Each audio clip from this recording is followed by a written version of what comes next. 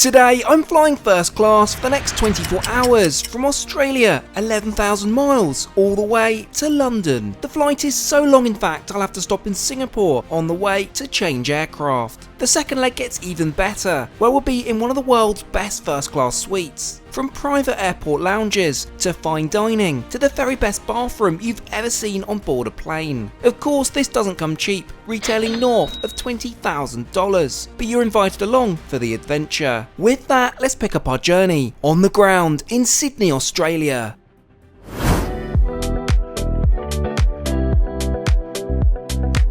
Well, hello there and welcome back to the channel. You join me here at the Park Hyatt Hotel overlooking the iconic Sydney Opera House. It's also the beginning of our incredible journey across the world. So without any more to say, let's go grab Dad. Good day, let's go to London. And head over to the airport. Sydney's International Airport is located just 8 miles from the city and takes around 25 minutes by road to departures. Our initial flight leaves out of Terminal 1, shared with Qantas and their iconic QF1 route to London. It actually shouldn't be too long before you can take a direct flight some 22 hours by means of Project Sunrise, coming in 2027. However, today we won't be trying the Australian carrier. Instead, our first of 2 flights will be on board British Airways. Check-in is surprisingly deserted and we're promptly ushered over to the first class desk. Within a few minutes we're issued our boarding passes and directed over to security. Sydney Airport usefully have a separate fast track facility for premium cabins, meaning this is a swift and painless process.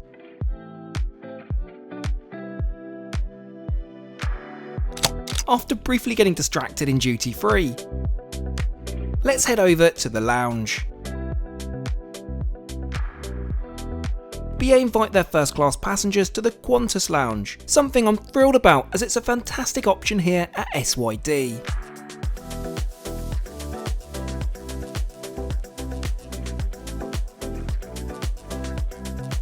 The lounge has plentiful comfy seating, a variety of drink stations, a spa, and a full service restaurant.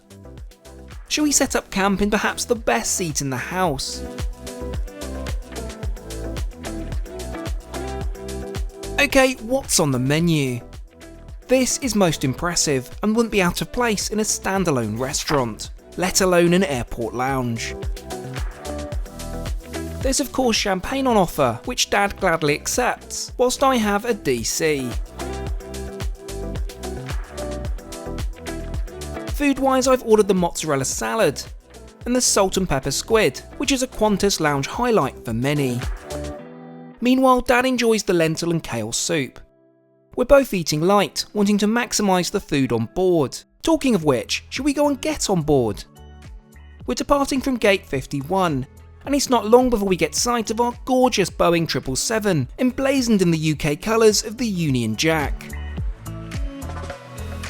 I'm reminded just how iconic this flight is, which began all the way back with BA's predecessor, Imperial Airways, in 1935. Back then, Australia to London would have taken around 10 days by flying boat, requiring up to 30 refuelling stops. This coined the nickname Kangaroo Route, and despite dropping to just 1 stop from 1989 with the introduction of the 747-400, it still remains one of the world's most gruelling flights. We should, however, mitigate this somewhat in first class. We're warmly welcomed on board and directed over to our seats. This means initially walking through BA's business class cabin with a whopping 76 club suites. These represent a massive improvement over BA's archaic Club World seats, with elevated privacy and a fully lay-flat bed. We however continue onwards into first, with space for just 8 passengers.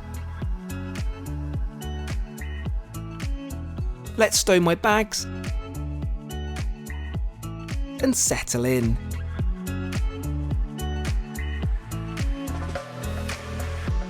We'll kick things off with a glass of champagne, I think, and toast to our mammoth journey ahead. This is served with some cheese biscuits, olives and warm nuts. It's not all too long before we begin to push back from stand, which means seatbelts on as the safety video begins to screen. Welcome everyone. We will now demonstrate the safety features of this aircraft, and your attention is essential as this may be different from any aircraft that you've flown in before.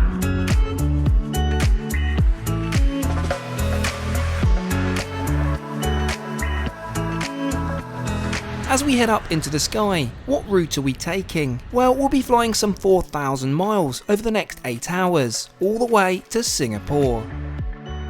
As we reach our cruising altitude of 38,000 feet, let's get my seatbelt off and take a proper look around the first cabin.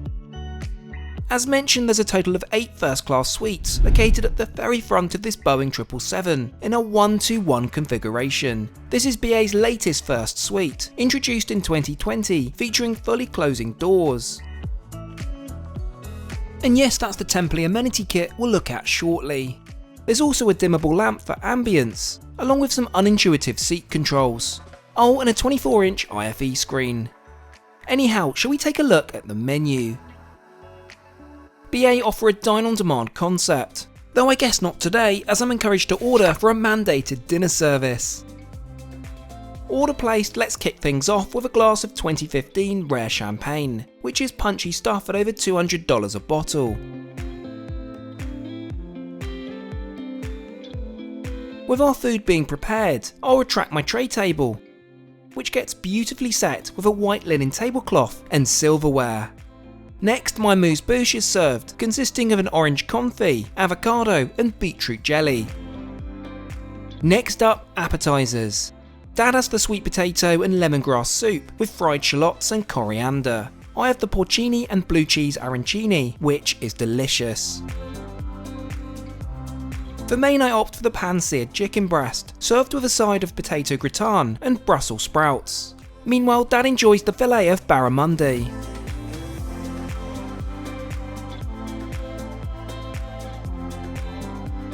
To finish, you bet I've ordered dessert.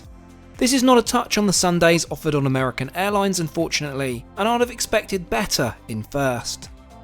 With dinner out of the way, I think we should find out what the bed is like. And whilst this is being turned down for me by the crew, shall we check out the bathroom? There is just one lavatory located in the forward galley of first class.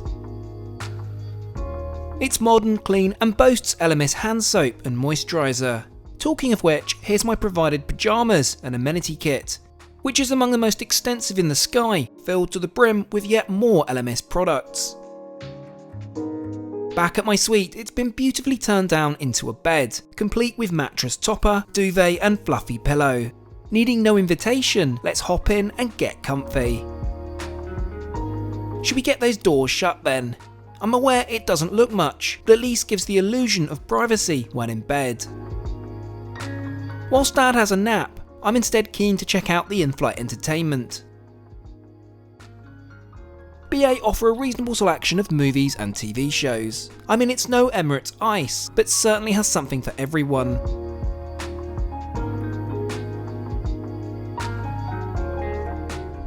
And just like that, we're on our final approach into Singapore. Let's get my shoes back on, and of course my seatbelt ready for landing.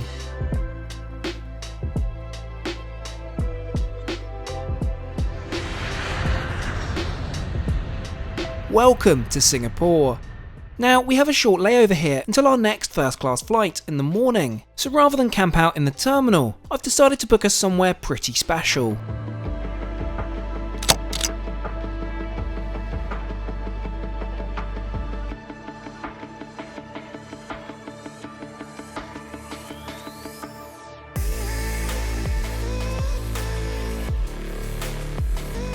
Of course, what would a trip to Singapore be without a stay at the iconic Marina Bay Sands hotel? Check-in is brief, and within moments we're hurtling up to the 31st floor, and indeed our room. I've booked us a suite, which is perhaps on the extravagant side for a one-night stay, but I want to do this place justice. It's beautifully appointed, and I'm told recently renovated, which is always a plus. There's also gorgeous views out over gardens on the bay. But for an even more breathtaking view, we'll need to head up to the infinity pool on the 57th floor. Despite our late night arrival, it's still rather busy up here, and it's not hard to see why. Naturally, to mark our arrival into the city, how could we not indulge in a Singapore sling?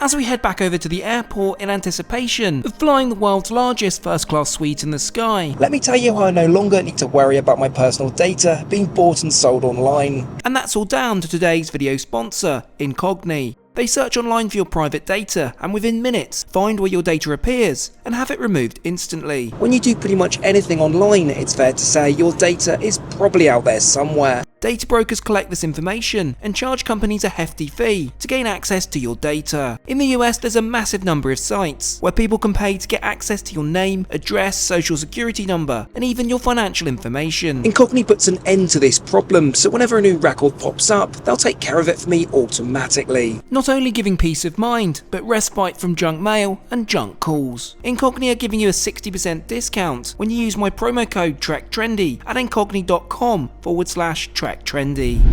Singapore Airlines have a private wing for their first class passengers, which ensures a smooth airport arrival process. We're warmly welcomed and led over to a check-in desk.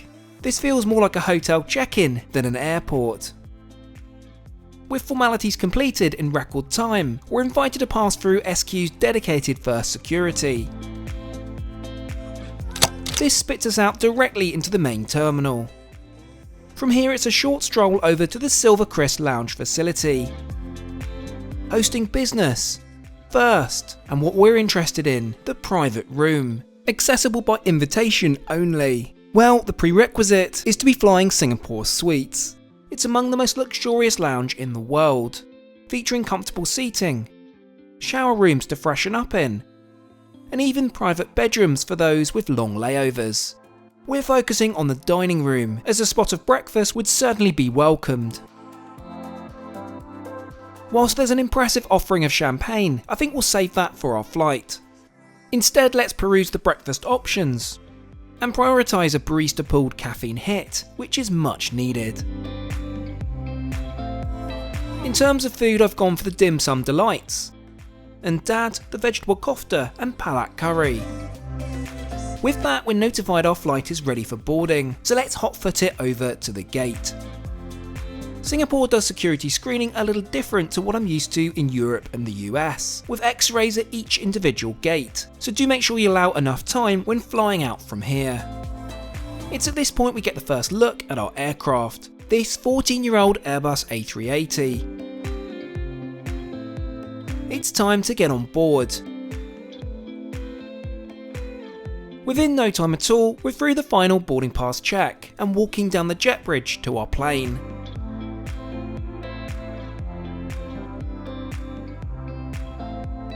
A warm greeting awaits us from the beaming cabin crew. Welcome to the spectacular single aisle of Singapore Suites in a 1-1 config. Wow is all I can say, this is more of a hotel room in the sky. First up, let's stow my carry-on in the full height closet space and settle into my armchair. It's not long before we're invited to fasten our seatbelts as the safety video begins to screen. Inflate the life vest by pulling the red tabs. We hope you have a great time on board as well as in Singapore or anywhere else in the world we take you.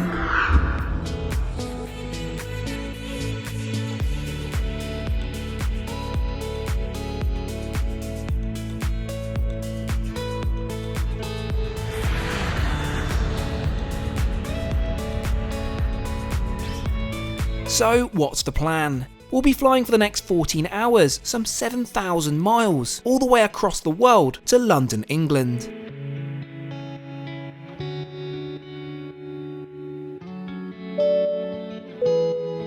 Let's kick things off with a glance at today's menu. It's still morning, so breakfast is being served. I guess this is brekkie round 2. Singapore also offers something called Book the Cook, whereby you can choose from an extensive menu in the weeks leading up to your flight. Shall we turn our attention to the champagne? I've opted for the Krug.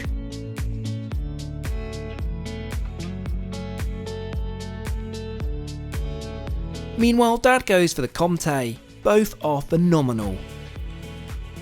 Right, I've had enough of staring at the wall, certainly one of the suite's shortcomings, thankfully remedied by a touch of a button. This positions the armchair in the dining setting, allowing for the tray table to extend in parallel. It would have been nice to face Dad whilst dining, but I guess that would also be too far away to have a proper conversation. Kicking off, we're served some warm pastries, along with a selection of fresh fruit. A tame start, but things are about to escalate.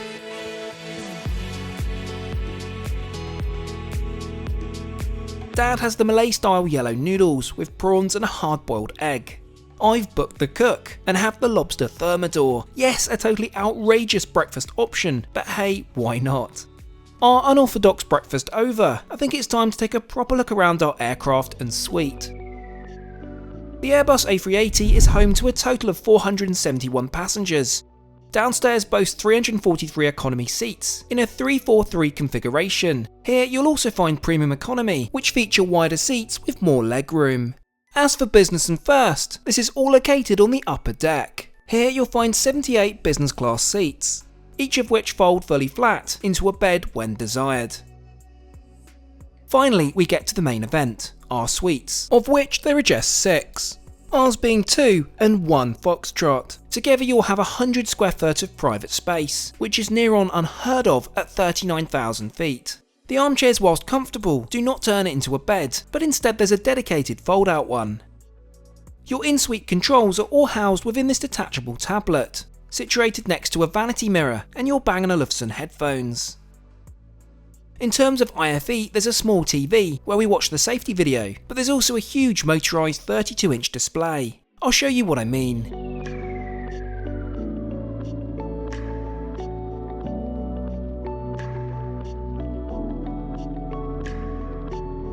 The IFE remote is hidden within your armchair, and whilst not the most modern of controls, it's responsive enough in selecting our movie of choice.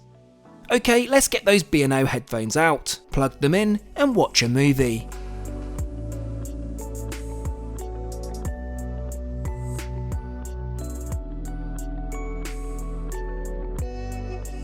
Well, it's been quite the day. I think it's time we take a wee afternoon nap. This also gives us a chance to check out the provided amenity kit, PJs, and indeed incredible bathroom facilities. There are 2 lavatories located to the front of the suite's cabin. The first is smaller, but still beautifully designed. The second is among the best in the sky, at double the size. Featuring a sit-down vanity counter, stocked full of toiletries. As you'd expect, there's a toilet tucked away behind this, a freestanding sink, along with Lalique body lotion, perfume and facial mist. Talking of Lalique, here are both the male and female amenity kits, containing a variety of moisturisers, facial spray and perfume. Right, time to get changed. Much better. All ready for my nap, we'll head back to the suite, which during our absence has been turned down, ready for sleep. How incredible is this? I have to keep pinching myself that this is indeed on a plane. I think the only thing that comes close to this is the Etihad residence. Anyhow, see you all in a few hours.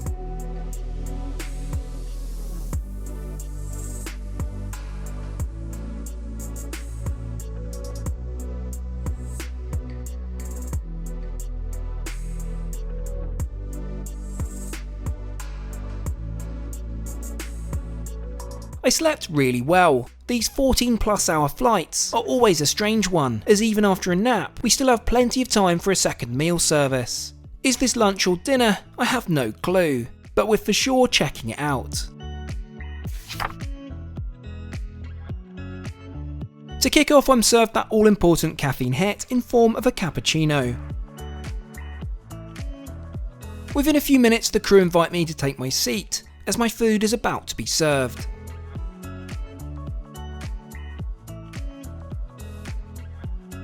For my appetiser, I've gone for the iconic Singapore chicken satay. I highly recommend trying this if you ever find yourself in Singapore or on board one of their premium cabins. Now it's time for something very much overdue. Caviar, of course.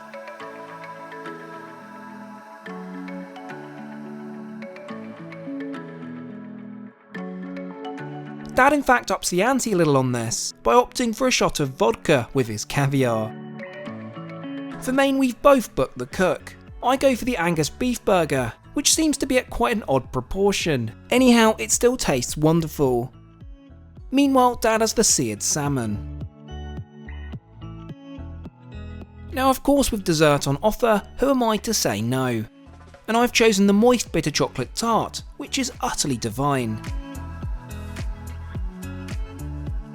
With dinner out of the way, it seems I've lost track of our progress, and we're nearing our descent into London Heathrow. Best get changed out of these PJs.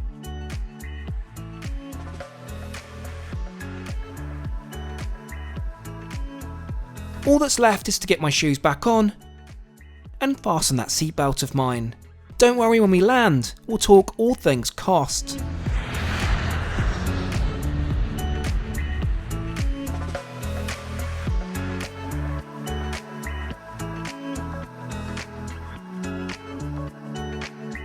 Welcome to London. What a journey, but we still have one more thing to discuss: the price.